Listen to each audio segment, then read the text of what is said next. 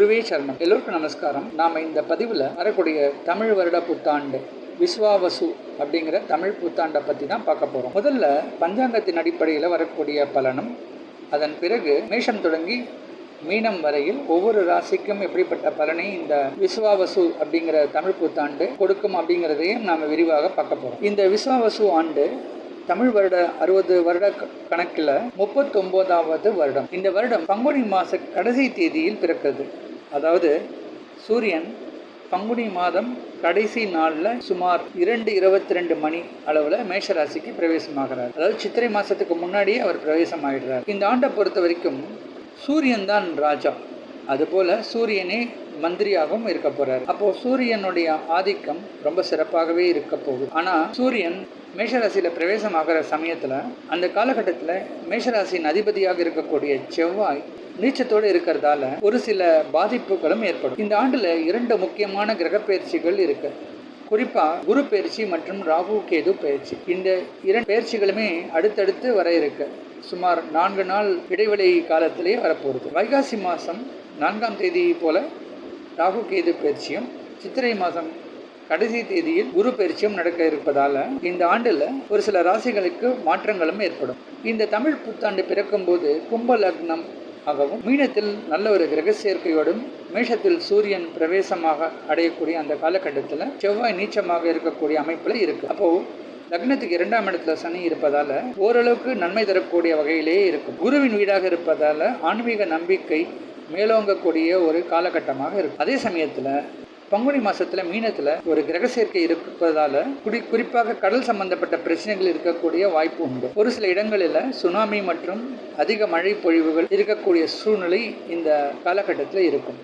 இந்த ஆண்டுல 2 சூரிய கிரகணங்களும் 2 சந்திர கிரகணங்களும் ஏற்படக்கூடிய அமைப்பு. அதுல குறிப்பா 2 சூரிய கிரகணமே நம்ம இந்தியாவில் தெரியவே தெரியாது. ஆனா 2 சந்திர கிரகணங்கள் பாதி சந்திர கிரகணமாக இந்தியாவில் தெரியக்கூடிய வாய்ப்பு உண்டு. நீங்கள் நம்ம சேனலுக்கு புதிய மெம்பர் அப்படின்னா இந்த சேனலை சப்ஸ்கிரைப் பண்ணிக்கோங்க. அப்போ தான் நான் வெளியிடக்கூடிய பதிவுகளை உங்களுக்கு உடனுக்குடன் வரும். இந்த தமிழ் புத்தாண்டு விஸ்வாவசு ஆண்டுக்கு பொறுத்த வரைக்கும் சித்தர்களால் பாடப்பட்ட வெண்பா இருக்கு. அந்த வெண்பாவின் பொருளை பற்றி நான் ரொம்ப சுருக்கமாக இதில் சொல்கிறேன். அதோடைய பலன் என்ன குறிப்பிட்டிருக்காங்க அப்படின்னா, இந்த ஆண்டில் அதிக மழை பொழிவு இருக்கக்கூடிய ஒரு ஆண்டாகவும், நல்ல விளைச்சல்கள் ஏற்படக்கூடிய ஆண்டாகவும் இருக்கும். இந்த ஆண்டில் தேவைக்கு மேல அதிகமாக உலகமெல்லாம் அதிக மழை பெய்யக்கூடிய ஒரு சூழ்நிலை இருக்கும். அதே போல நமக்கு தேவைப்படக்கூடிய உணவுப் பொருட்கள் உற்பத்தி அதிகப்படி பெருகக்கூடிய ஒரு காலகட்டமாகவும், அதன் மூலமாக விவசாயிகளுக்கு நல்ல விளைச்சலும் லாபமும் ஏற்படக்கூடிய ஆண்டாக இருக்கும்.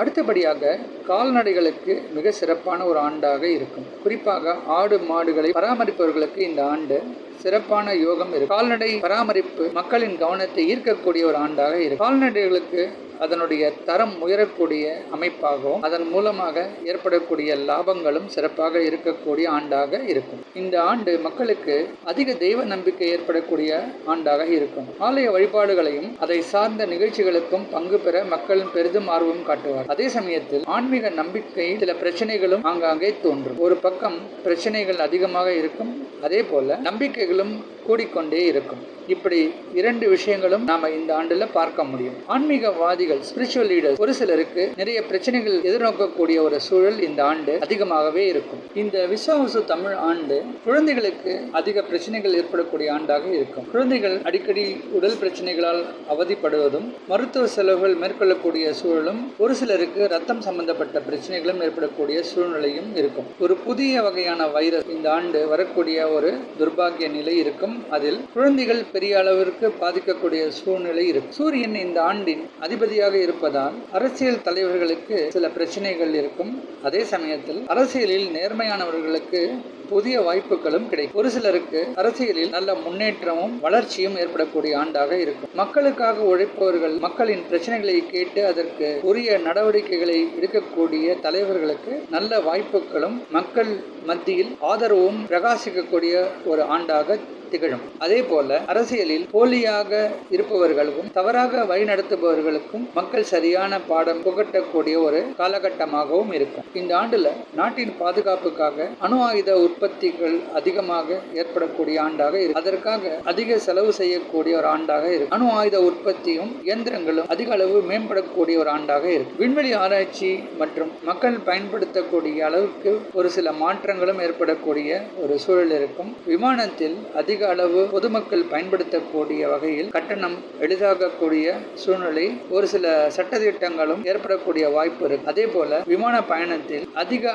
அளவு வசதிகளை மேம்படுத்தும் வகையில் இந்த ஆண்டு இருக்கு. அதில் புதிய தொழில்நுட்பங்களை கொண்டு வருவார்கள். சமையல் எரிவாயு மற்றும் எண்ணெய் உற்பத்தி அதிகமாகும். அதன் விலையும் உயரக்கூடிய ஆண்டாக இருக்கும். இந்தியா மருத்துவத்துறையில் முதன்மை பெறக்கூடிய வாய்ப்புகள் இந்த ஆண்டு அதிகமாக இருக்கும். அதே சமயத்தில் மின்சார பிரச்சனைகள் அதிகமாக சந்திக்கக்கூடிய சூழ்நிலை இருக்கும். இந்த ஆண்டில் உலகெங்கும் மின்சார தடைகளால் மக்கள் பெரிதும் பாதிக்கப்படுவார். சூரியன் இந்த ஆண்டில் ஆதிபத்தியம் வகிப்பதால் வெப்பம் சம்பந்தப்பட்ட பிரச்சனைகள் அதிகமாக உயரக்கூடிய சூழ்நிலை இருக்கும். அதே போல தட்பவெட்ப நிலைகள் பார்க்கும் பொழுது அதிகப்படியான வெப்பமும் அதிகப்படியான மழையும் சில சமயங்களில் அதிகப்படியான குளிரும் ஏற்படக்கூடிய ஒரு சூழல் இந்த ஆண்டு பல பகுதிகளில் ஏற்படும். தமிழகத்தில் ஆயுர்வேதம் மற்றும் சித்த மருத்துவ முறைகள் முன்னோடியாக பல வெற்றிகளை சாதிக்கக்கூடிய ஆண்டாக இருக்கும். பல மருந்துகள் மக்களின் பயன்பாட்டுக்காக சுலபமாக கிடைக்கும் வகையில் அமையும். மக்களால் பெரிதும் அங்கீகாரம் பெற்று பிரபலமடையக்கூடிய வகையிலும் இந்த ஆண்டு இருக்கும். இந்த ஆண்டில் போலி மருத்துவர்களை கண்டறிந்து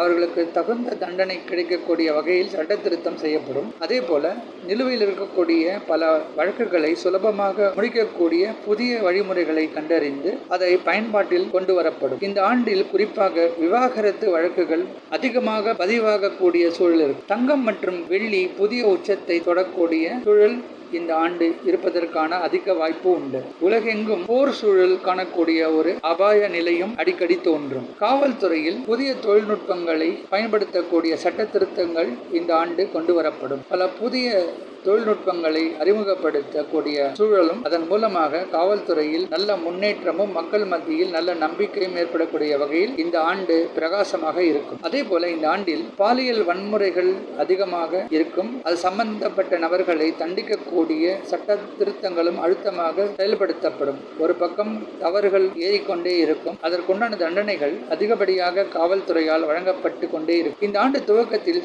செவ்வாய் நீச்சமாக இருப்பதால் இரத்தம் சம்பந்தப்பட்ட பிரச்சனைகள் அதிகரித்து கொண்டே இருக்கும். குறிப்பாக ஒரு புதிய வகையான வைரஸ் புழக்கத்தில் வருவதற்கான வாய்ப்பு அதிகமாக இருக்கும். இது குழந்தைகளை அதிகமாக பாதிக்கக்கூடிய ஒரு சூழலில் இருக்கும். ஆங்காங்கே நெருப்பு சம்பந்தப்பட்ட பிரச்சனைகளும் பூகம்பம், சுனாமி போன்ற இயற்கை பேரிடர்கள் சில நாடுகளில் அதிக பொருளாதார நஷ்டம் ஏற்படுத்தும். இந்த தமிழ் ஆண்டின் ஆன்லைன் வர்த்தகம் அதிகப்படியாக முன்னேற்றம் பெறும். அதுபோல மதுவின் விற்பனையும் அதிகமாகும். மதுவின் விலையும் உயரக்கூடிய சூழல் இருக்கும். இந்த ஆண்டில் சுமார் 19 காற்றழுத்த தாழ்வு நிலையும் அதில் 10 புயலாக அதிகப்படியான மழை கொடுக்கக்கூடிய ஒரு அமைப்பில் இருக்கு. இந்த ஆண்டில் அதிகப்படியான மழையும் குறிப்பாக சென்னை, மும்பை போன்ற பெருநகரங்களில் சற்று அதிகமாக பாதிப்பை உண்டாக்கும். குறிப்பாக வரக்கூடிய நவம்பர், டிசம்பர் மாதங்களில் அதிகப்படியாக மழை பொழிவு சந்திக்கக்கூடிய சூழல், அதுபோல கோடை காலத்தில் அதிக வெப்பம் ஏற்படக்கூடிய சூழலும் அனல் காற்று வீசக்கூடிய சூழலும் இருக்கும். இந்த ஆண்டு பொறுத்தவரை பெரிய அளவுக்கு லாபமோ பெரிய அளவுக்கு நஷ்டமோ